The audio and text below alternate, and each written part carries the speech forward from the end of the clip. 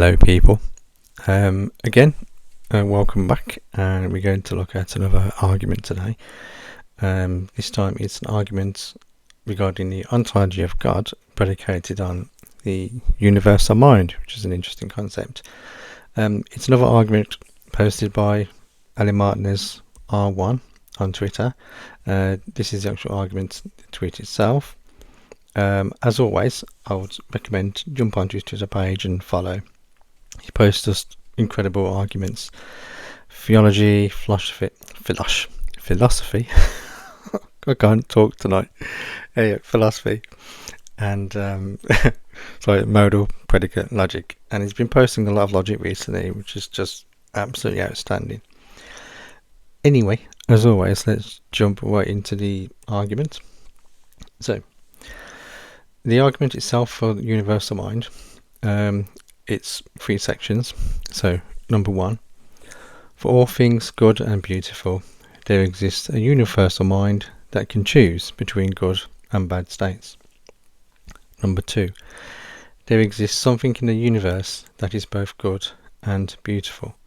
And number 3, therefore, there exists a universal mind. So I think the premise behind this argument is that if there exist things that are good and beautiful, then there exists a mind that can choose between good and beautiful. And things that are good and beautiful do exist. Therefore, the universal mind does exist. But let's look at the logic, the validity of it. Anyway, so we've broken down the arguments into a series of different units. So 1, 2, 3, just a few variables. We've got G for goodness. We've got B for beauty, M for universal mind that can choose between good and bad states, like goodness and beauty, and U for universe.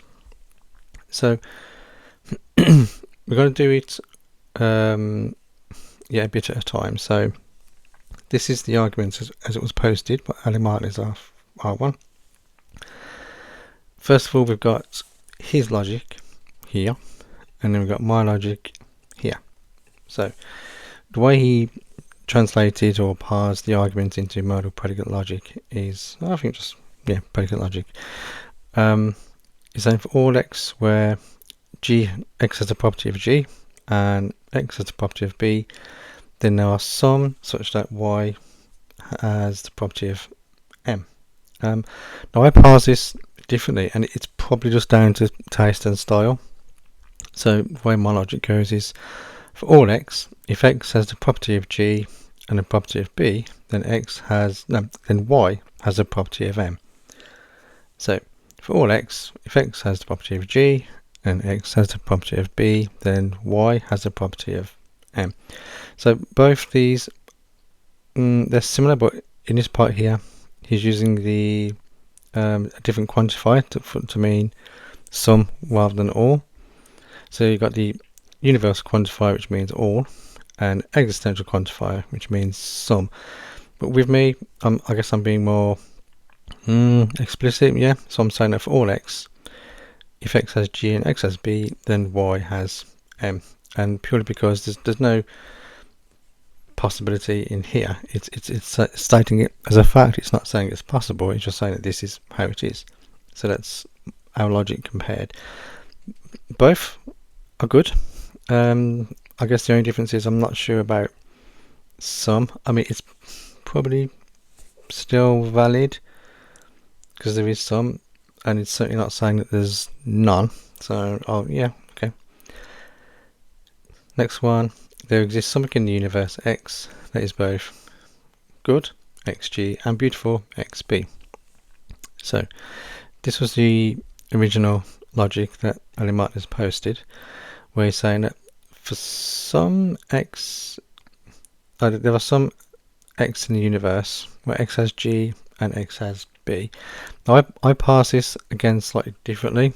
You see where he used existential quantifier to say some, I'm using universal quantifier to say all. So I'm saying for all x, if x has the property of U, then x has the property of G and property of B. So it's the same way of saying what he's saying, but he's using a different quantifier from me, which can kind of change the meaning of the argument, I suppose. Then we go into the last one. Therefore, there exists a universal mind. Which is y. So he was doing for some y, m, and I'm saying for all y, m. Y has a property of m. Purely because we're not saying it's possible or there's somebody saying that all of them. So the biggest difference you notice in logic is probably to do with simply representing predicates. So for example, where Ali Martinez does this is a valid predicate, and we've got G, and X has the property of G if X is in here. I'm just doing it slightly differently. You can also do as this, which simply means that X has the property of G. They both mean the same thing. They're just slightly different ways of describing it, representing it. So, comparing both theorems, there's Ali Martinez's original theorem and there's my theorem. So, my theorem, interestingly, he's used a predicate which uses up more characters than mine, but my theorem has turned out to be longer for some reason. Yeah, definitely all there. Yeah, I don't know. I guess it's just the way. Probably spacing, actually. I'm probably using more spacings. That's probably the only difference. But no, I guess the question is, are they both valid?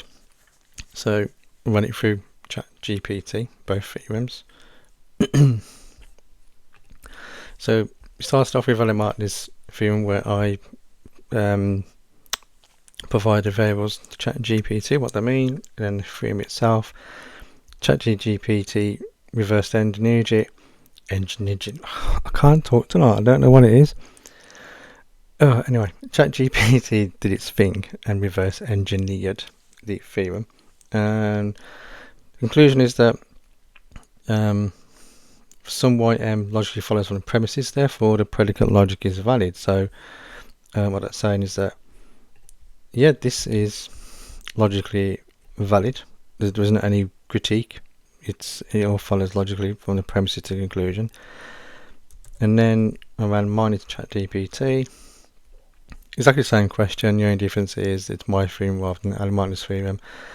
And again, ChatGPT ripped it apart, reverse engineered it, analysed it, and the conclusion is that the predicate is logically valid.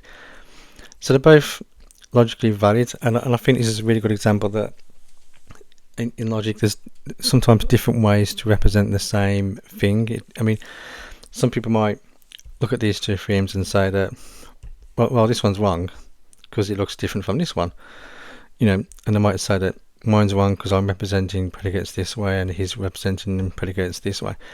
Well, they're both valid. They're just different ways of representing the same argument. So yeah, that's the review. So in regards to this argument, it is logically valid, and whether it's sound, is it sound? That's a good question. Does the fact that there are things that are good and beautiful mean that there is a mind that can choose between them? Well, I suppose beauty is subjective, but then subjectivity requires a mind. Was beauty objective? What a good question. I guess that'll be for another video. Anyway, that brings this video review to a conclusion, and I hope you enjoyed it and maybe learned something new from it. Okay, cheerio.